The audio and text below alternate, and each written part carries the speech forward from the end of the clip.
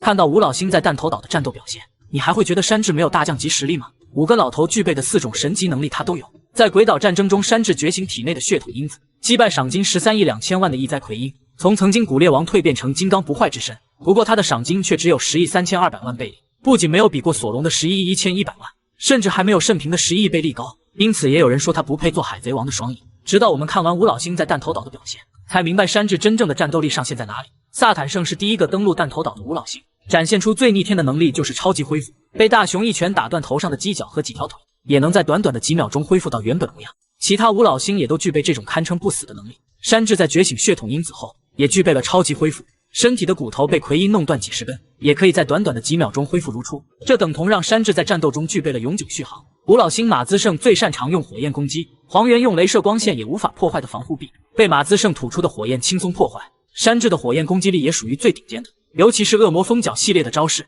即便是拥有超强防御力的炽天使圣平，在山治的攻击下也被踢断一条胳膊。内斯兽狼圣变成幻兽古马之后，获得了堪比瞬间移动的超快速度，短短几秒钟就能团灭所有的和平主义者。山治觉醒血统因子也具备了超强速度，应该也能匹敌内斯兽狼圣吧。沃丘利圣能变成巨大的野猪模样，除了能用霸王色咆哮造成伤害，最强悍的能力就是超强的防御。路飞拼尽全力的攻击不仅没有效果，还让自己的手掌受到了不小的伤。山治的防御能力一点不比沃丘利圣差，对战奎因的时候脑袋被刀正面砍中，不仅折断了刀，还没有受到一丁点伤害。打炽天使圣平的时候，用脸去接对方的拳头，也是站在原地毫发无伤。如此来看，吴老星具备的4种神级能力，在山治觉醒血统因子后也都掌握了。虽然击败奎因赏金只涨到10亿3200万，但是他的整体实力绝对能抗衡海军大将。七武海中战斗力最强的6个人，果实开发最完美的暴君雄才排第4，有3个人的战斗力能抗衡4皇。第6名克洛克达尔，别看老沙当年只有8100万的赏金，居然挑战过世界最强男人白胡子，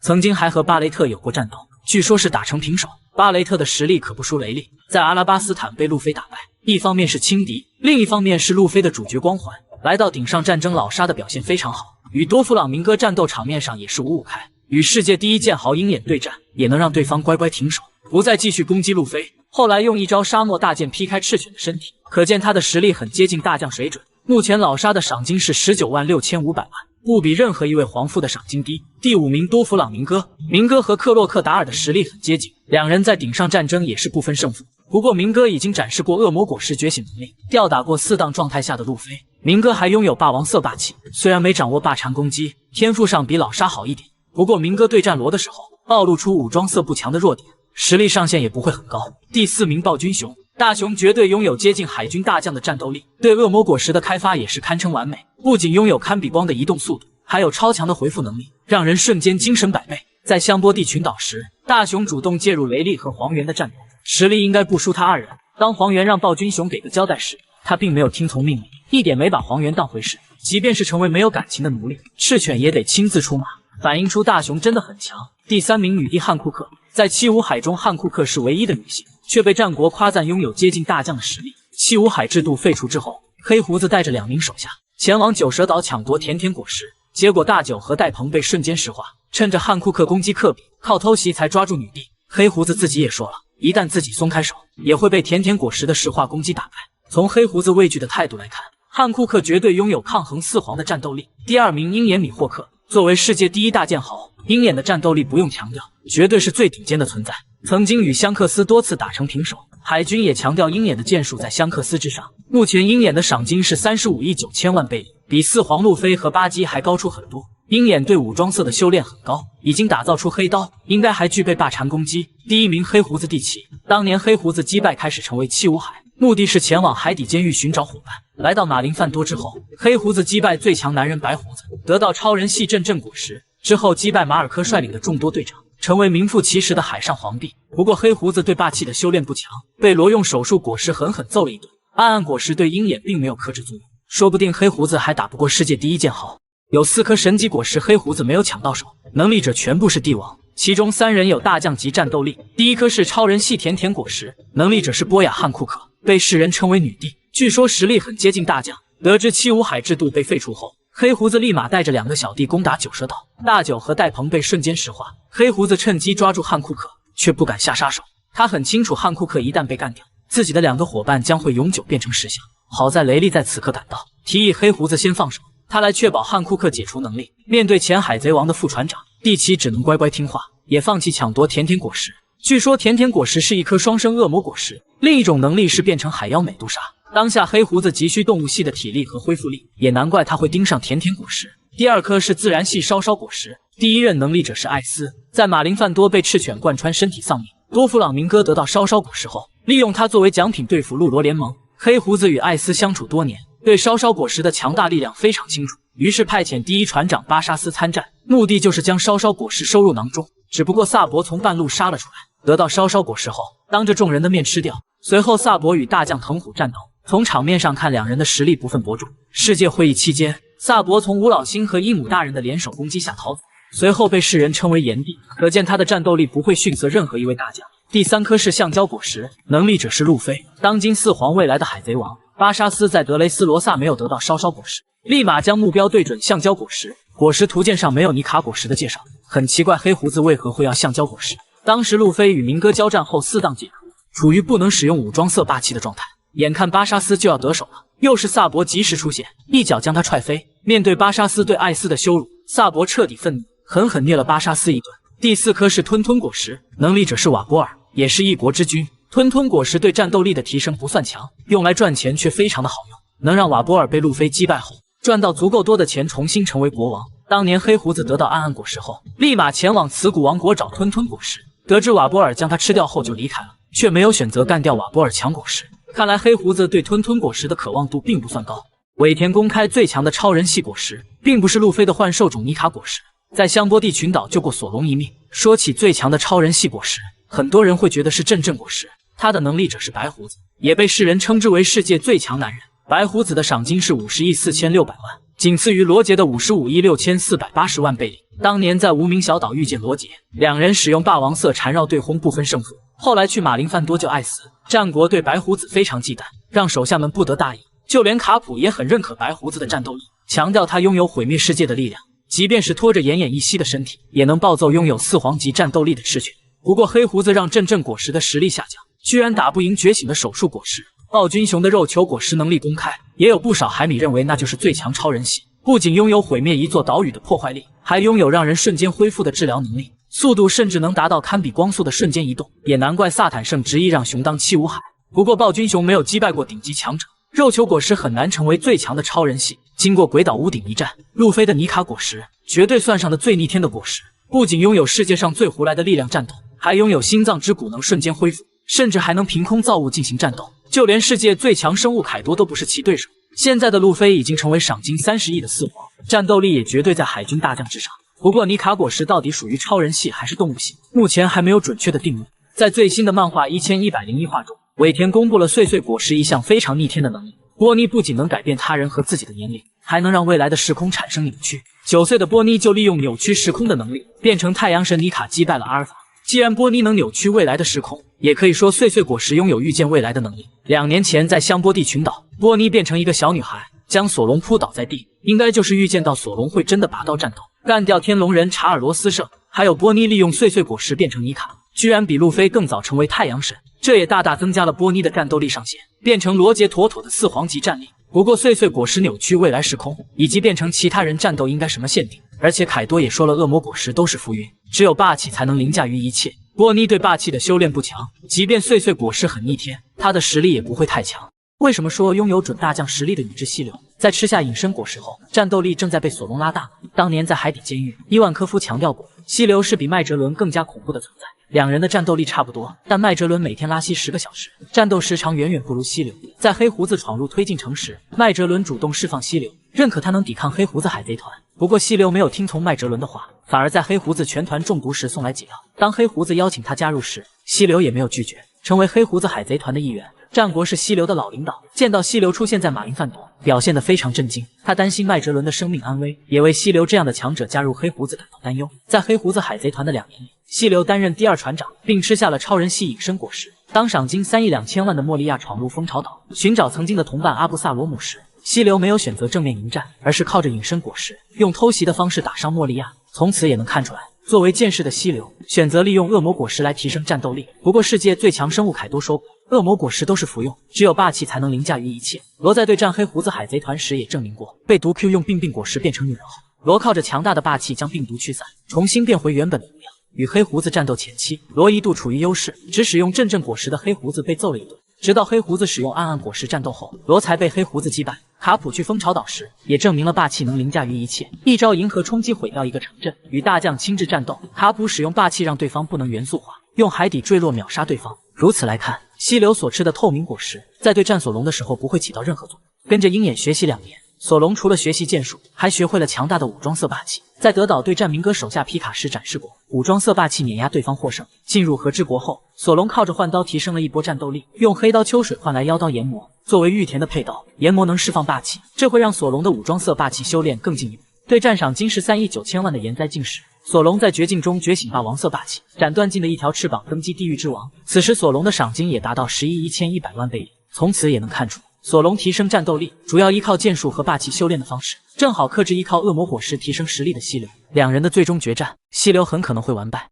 尾田终于澄清关于艾斯的3个误解，对霸气的修炼天赋远在路飞之上，真正的战斗力也能匹敌海军大将水准。第一个，艾斯不会使用武装色霸气。当年在马林范多对战赤犬，艾斯被嘲笑不会使用武装色，最终火焰被岩浆燃烧，自己也倒在赤犬的岩浆拳头之下。按理说白胡子海贼团的2番队长不可能不会武装色霸气。后来尾田在艾斯的小说中强调，艾斯对武装色的修炼非常有天赋，仅仅跟着白胡子学习了1天，就能熟练掌握武装色霸气的使用。当年路飞跟着雷利学习3色霸气，也用了1年半才掌握基本用法。可见在对霸气的修炼方面，艾斯的天赋已经远远超过了路飞。第二个是艾斯太依赖果实，对体术的修炼不强。不知道为何会有海米认为艾斯的体术不强，这绝对是天大的误解。难道说艾斯对烧果实的开发很好，才导致他太依赖恶魔果实的吗？小时候的艾斯是3兄弟中体术最好的，与老虎、鳄鱼战斗都是依靠体术。而且卡普每次去风车村都会用爱之铁拳教训艾斯和路飞，能承受住卡普铁拳的常年熏陶，体术绝对算得上1等1的强者。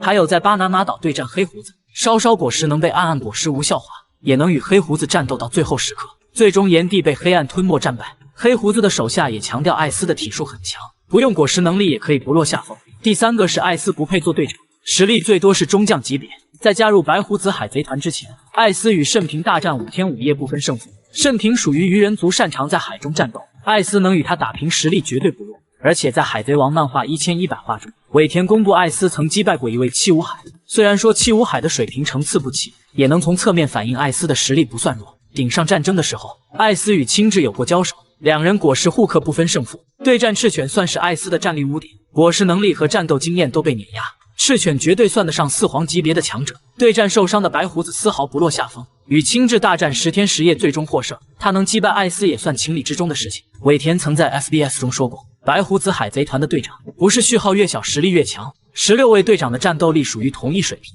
也就是说艾斯与马尔科是同段位，马尔科绝对有匹敌大将的战斗力，艾斯的战斗力也应该接近大将水准。不过白团队长们的战绩表现很差，都能匹敌马尔科很难让人信服。尾田公布海贼王中最强的输出技能，来自最弱4皇，只有路飞能抵挡住。海贼王中出现过数以万计的技能，哪一个才是最强的呢？有人说是自然系能力者的大招，他们拥有毁天灭地的破坏力。青雉的大招是冰河时代，能将毁灭一座岛屿的巨大海啸瞬间冰封。赤犬的大招是流星火山，无数个岩浆弹冲天而降，如同末日降临一般。黄猿的大招是8尺琼勾玉，数以万计的激光束，就连大将泽法也抵挡不住。艾尼路的大招是雷霆，巨大的球形闪电，能让一座岛屿瞬间化为乌有。也有人说是白胡子的普通艺伎，没有很霸气的名字，却有毁灭世界的力量。海震能产生吞没一座岛屿的海啸，地震能让一座岛屿瞬间崩塌。不过在霸王色缠绕攻击出现后，自然系的大招多少逊色了一些。罗杰用过霸王色缠绕攻击闪避，轻轻松松将光月玉田击飞数百米远。香克斯也会使用神臂，表现出来的威力远远超越了罗杰，不仅秒杀了赏金30亿贝利的基德，还重创极恶世代之一的基拉，附带攻击连同基德的海贼船一并摧毁。能挡住神臂的人恐怕也没几个了。卡普的银河冲击也是霸王色缠绕攻击，一拳头下去几乎毁掉一座城镇，这可能还不是卡普的终极大招。期待他对战黑胡子时能使用更强劲的招式。作为世界最强生物，凯多的每一个招式都是 bug 级别，热吸能轻松毁灭一座山头。与路飞最终决战时，凯多先变成一条熊熊燃烧的巨龙，火焰能融化任何事物，头顶缠绕霸王色后撞击敌人，这一招叫升龙火焰八卦，毁灭一座岛屿不在话下。觉醒橡胶果实后的路飞将拳头变得异常巨大，体积上不亚于整座鬼岛。缠绕上霸王色后，有一种碾压一切的感觉。路飞称之为橡胶原神枪。尾田曾在大妈的生命卡中说过，被海米称为最弱四皇的大妈，她的大招天满大自在天神是连神也都超越的天灾之雷，所释放的每一股闪电都有自我意识，可以改变方向攻击试图躲避的敌人。大妈在鬼岛屋顶使用天满大自在天神时，除了路飞，其他的超新星都被命中了。如果路飞不是橡胶人，对雷电有免疫作用，恐怕也逃脱不了天满大自在的攻击。从尾田的这个说法也能判断出，雷电攻击在海贼王是多么强大的存在，可见天后棒与雷云宙斯结合后，娜美战斗力已经达到了什么样的水平。当年艾斯击败的七武海终于公开，与青雉和卡普交战均惨遭秒杀。在漫画1100话中，我们知道艾斯出海后击败过一位七武海，在那之后萨坦圣与大雄做交易，让他当七武海才会救波妮。艾斯击败的七武海到底是谁？从已知的剧情中很容易找到答案。路飞击败七武海克洛克达尔后，海军将老沙关入海底监狱第6层，盛平拒绝参加顶上战争，被海军剥夺七武海，也被关入推进城。还有多弗朗明哥被路飞打败后，最终的归属依旧是海底大监狱。可以确定，艾斯击败的那位七武海必定也会进入海底监狱的第6层。黑胡子招募伙伴的时候，第6层的强者要么逃走，要么加入黑胡子，其中就有曾经罗杰的船员巴雷特，他在剧场版中被路飞开挂击败。还有传说极大海贼邦迪沃尔德，帮路飞提升霸气后再次进入监狱。邦迪沃尔德被冰封了30年，他不可能是被艾斯击败的七武海。除此之外，黑胡子招募到4位海贼，艾斯打败的七武海应该就在其中。首先可以排除玄月猎人戴鹏，原因是海贼王中有唯一女性的设定。大雄成为七武海的时候，汉库克也有出场，那时他已经是七武海，七武海中已经有一位女性，因此可以确定戴鹏不是艾斯击败的七武海。圣胡安恶狼其实也能排除，他的体型巨大，却给人一种呆呆的感觉。七武海都是非常精明的海贼，圣胡安恶狼当七武海确实有点不自然。匹萨罗的可能性很大，他的外号叫恶政王，应该也是一国之君。大雄成为七武海时，盛平强调大雄是前任国王，这里还有现任国王。如果恶政王是艾斯击败的七武海，盛平就应该说走了一位王又来一个。不过从恶政王的战斗力来看，当一名七武海也算绰绰有余吧。黑胡子从推进城招募的同伴还有大九，那是一个阴险狡诈的海贼。当年遇到刚从海军辞职的青雉时，他就站出来挑事，却被瞬间秒杀。为了救大徒弟科比，卡普带着索尔成员闯入海贼乐园蜂巢岛，用一招银河冲击毁掉半个城镇。对此大九却露出一脸邪笑。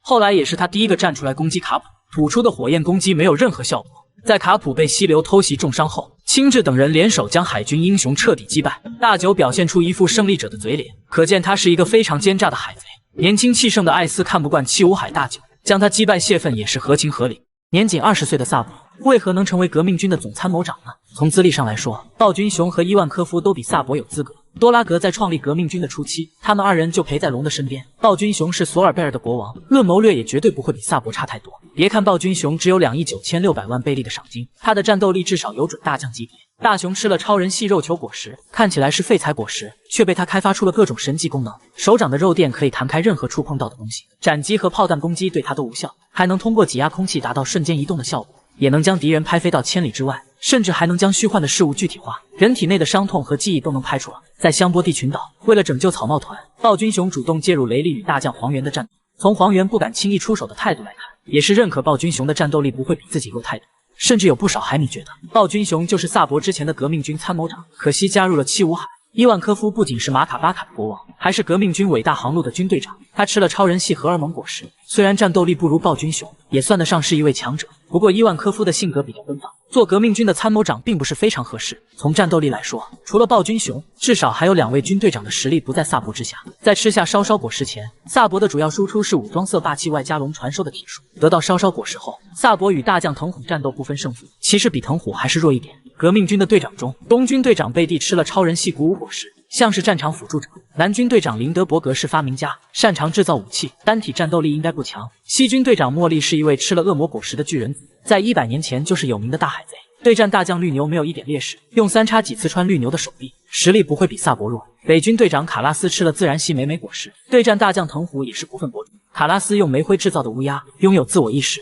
像是将自然系开发到了觉醒状态。不过从萨博加入革命军开始，就注定了他能成为2把手总参谋长，因为从小跟着艾斯一起训练，萨博的战斗力能力远超同龄的孩子。除了提升战斗力，萨博还会学习各种科学知识，可以说德智体美劳全面发展。而且萨博的天赋也很高，17岁已经能熟练掌握武装色和见闻色霸气。有如此能力的人，多拉格选择他当革命军的参谋长，也是众望所归。鹰眼的实力比香克斯差了段位吗？尾田在顶上战争时期就给出过答案，鹰眼的战斗力能不能匹敌红发，一直是海米争论的话题。两人曾经有过多次生死决斗，据说结果都是不分胜负，但是鹰眼参与的战斗并不算很多，也没有表现出强如四皇的战斗力。在马林范多全力追杀路飞，场面上看似完全碾压，却没有将路飞击毙。对战花剑比斯塔也算是五五开，即便鹰眼全力战斗，也很难短时间获胜。还有攻击被克洛克达尔挡住后，立马放弃追杀路飞，实力也没比老沙高很多。反观香克斯击败的敌人都是顶尖强者，一招神臂秒杀赏金30亿的基德，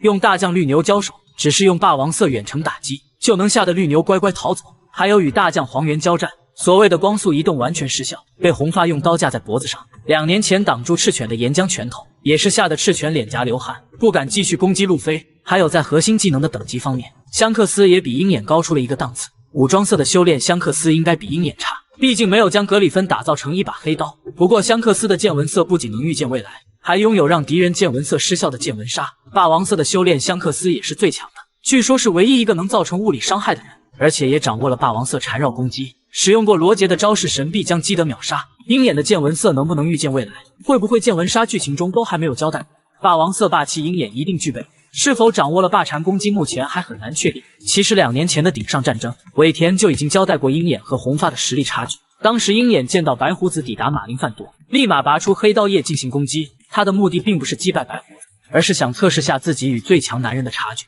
结果挥出的斩击被钻石乔兹挡住，乖乖收起黑刀，停止向白胡子挑战。从此也能确定一点，在鹰眼的心目中，自己比白胡子有很大的差距。可是在当时的香克斯看来，并不比所谓的世界最强男人差很多。独自一个人登上莫比迪克号后，还敢让白胡子召回艾斯，不要招惹黑胡子。即便是白胡子拔出从云切，香克斯也没有怂，正面与白胡子交战。虽然海军在公布鹰眼赏金的时候强调说他的剑术甚至在香克斯之上，但从对战白胡子的结果来看，鹰眼的实力比香克斯还有不小的差距。有多少人忽略了剧情中的这个细节？尾田让香克斯的同胞兄弟登场，居然没有人看出来。作为海米最熟悉的陌生人，香克斯的身世一直是个谜团。我们只知道香克斯出生西海，具体来自哪个家族也是一点都不清楚。38年前，洛克斯集结一帮穷凶极恶的海贼，在神之谷攻打天龙人，当时海军被打得节节败退，卡古迫不得已与罗杰联手，才将洛克斯击溃。事后罗杰在战场上发现一个藏宝箱，里面有一个1岁大的小宝宝，他就是小香克斯。罗杰将他带在身边，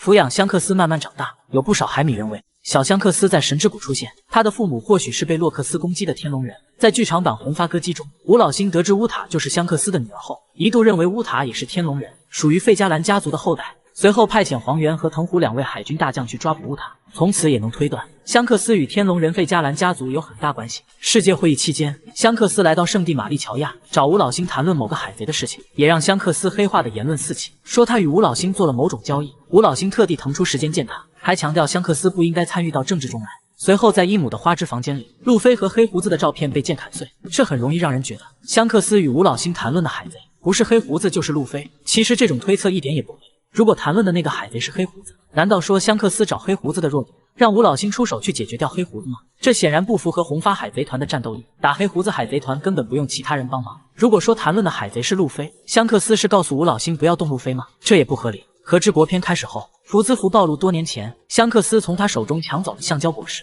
在路飞觉醒后，我们才知道橡胶果实是传说果实，另一个名字是幻兽种尼卡果实。因此也有海米说香克斯找吴老星谈论的海贼是福兹福，其实也不合理。吴老星也说了，尼卡果实不在图鉴上，香克斯也不知道橡胶果实是传说果实。在海贼王1083话中，伊姆的最终底牌神之骑士团登场，个个都是顶级强者，其中有一个人的剪影与香克斯很像，有不少人觉得香克斯就是神之骑士团成员。有没有一种可能，当初见吴老星的人就是这位神之骑士团的人？他与5个老头谈论的海贼正是自己的同胞兄弟香克斯。神之骑士团的任务是稳定天龙人的统治，吴老星才说他不应该参到政治中来。还有一个细节，见吴老星的香克斯只露出了右脸，并没有展示出左眼的3到8，是否可以说香克斯应该是天龙人费加兰家族的后代？面见吴老星的人就是他的同胞弟弟吗？海贼王即将进入最终篇章，依旧有5个恶魔果实未公开名字。第一个当然是革命军首领多拉格的恶魔果实，当年他在罗格镇登场，天空乌云密布，下起暴雨，还伴随着电闪雷鸣。就在路飞被巴基处刑时，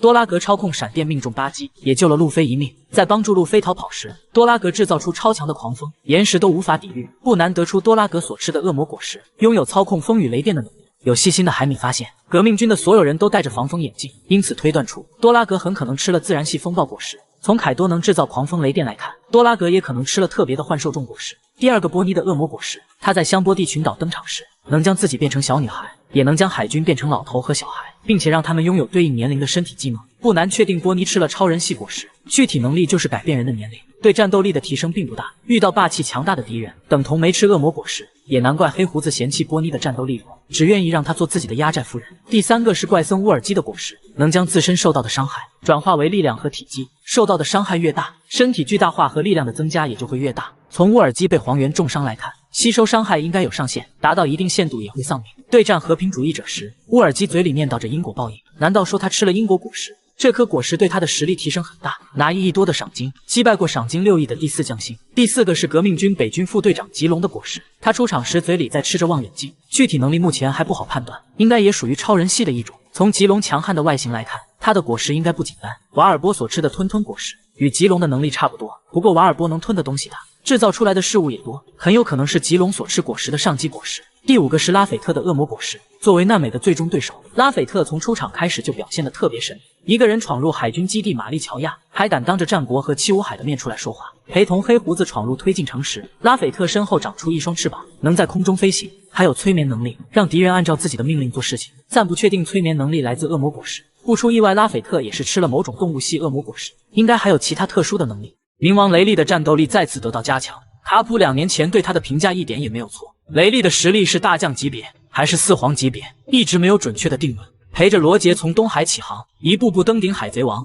对战过太多顶级强者。单从3种霸气的修炼来看，雷利也属于最顶尖水平。武装色霸气达到流鹰阶层，能从敌人内部造成伤害。唯一的缺陷是作为剑士，没有打造出属于自己的黑刀。剑纹色还不确定是否掌握剑纹杀，应该也达到了预见未来的水准。霸王色霸气也属于最顶尖的存在，在拍卖场能定点将敌人震晕。白胡子临终时回顾一生的强敌，将雷利等同于罗杰一样的存在。可见在世界最强男人的心中，雷利也是毕生值得敬佩的对手。2年前雷利在香波地群岛登场，卡普第一时间就表明出他的强大实力。当时海军在马林范多集结10万兵力对抗白胡子海贼团将艾斯处刑，卡普直接来了一句，即便是现在的海军也无法同时对抗2位传说级海贼。当时就有海米认为夏奇也在香波地群岛，卡普口中的传说海贼就是他。后来我们才知道，卡普口中的海贼是雷利，认为他有匹敌白胡子的实力。从雷利对战黄猿的战斗也能看得出来，完全没有把所谓的海军大将当回事。虽然表明自己上了年纪体力变差，还是趁着黄猿分心将其脸颊划伤，甚至看到暴君熊拍飞草帽团的成员时，还在想着能跨过黄猿去帮忙。后来陪着路飞回到马林范多祭奠艾斯，吴老星也表达了对雷利付出的担忧，认为如此强大的海贼居然要东山再起了，也能反映出雷利的实力值得他们忌惮。七武海制度废除之后，黑胡子带着2个手下闯入九蛇岛抢夺甜果实。汉库克将一群小喽啰石化后，却被黑胡子趁机抓住脖颈不能动弹。就在此时，雷利释放霸王色登场，霸气的强度一点不逊色红发香克斯。黑胡子也被吓得露出一脸冷汗，乖乖听从雷利的建议离开九蛇岛。随后雷利告诉汉库克，自己已经老了，无法正面击败双果实的黑胡子，从此也能反映出年轻时期的雷利能打赢黑胡子，妥妥的超4皇级别。不能正面击败黑胡子，也能得出对战现在的黑胡子不会落于下风。综合来看，雷利妥妥的4皇上等水平。卡普当年对他的评价一点没有错。尾田公开革命军5位队长中最强的2人，一人单挑大将绿牛并打伤对方，另一人在藤虎的额头留下伤疤。革命军为何让吴老星感到畏惧？除了有龙和萨博2位顶级强者，还有东南西北中5位军队长，他们的战斗力强弱一直没有准确定论。伟大航路的队长是伊万科夫，他在路飞闯入海底监狱时登场，吃下超人系荷尔蒙果实，能利用激素提升实力和改变性别，还有不错的治疗能力。伊万科夫对战拥有准大将实力的麦哲伦，被毒果实击败后勉强保住小命。对战大将赤犬时，伊万科夫简直不堪一击，战斗力相比大将有不小的差距。东南西北4位队长在露露西亚王国登场，对战桃胡子的时候小秀了一波实力。贝蒂是东军队长，赏金4亿5700万，吃了超人系谷物果实能激发人体内的力量，更像是战场的辅助者，个人的战斗力应该不会太强。林德伯格是南军队长，赏金3亿1600万贝利，是毛皮族的一员，在革命军中的作用是搞武器研究，并不是核心战斗成员。在最新的漫画1083话中，尾田公开萨博在玛丽乔亚向天龙人宣战的经过，他让南军队长林德伯格去救曾经的同伴大雄，自己前往天龙人的核心地带，毁掉代表天龙人权威的飞天龙之体。西军队长茉莉和北军队长乌鸦负责对抗大将藤虎和绿牛。茉莉的对手是大将绿牛，他用长叉刺中绿牛的身体，将对方打伤。茉莉是吃了推推果实的巨人族，虽然赏金只有2亿9300万贝里，却是100年前的大海贼，曾被关入海底监狱，靠着果实能力偷偷越狱。可见茉莉的赏金与战斗力完全不符，能打伤海军大将绿牛一点都不奇怪。北军队长乌鸦刚出场时，就有不少海米认为他是队长中最强的一人。他吃下的恶魔果实能制造乌鸦，很可能是幻兽种三足鸦果实，甚至达到了觉醒的状态。在圣地玛丽乔亚时，萨博见到大熊被当作奴隶变愤，乌鸦也能轻松将他控制住。乌鸦的对手是大将藤虎，两人的具体战斗经过并未公开。世界会议过后，藤虎乘船出海，可以看到他的额头已经缠上了绷带。不出意外的话，藤虎额头的伤就是在对战乌鸦的时候留下来的。乌鸦的赏金只有4亿贝利，却拥有打伤大将藤虎的实力，可见在之前的战斗中，他并没有展示真正的实力。是否可以说革命军的整体实力应该在四皇海贼团之上呢？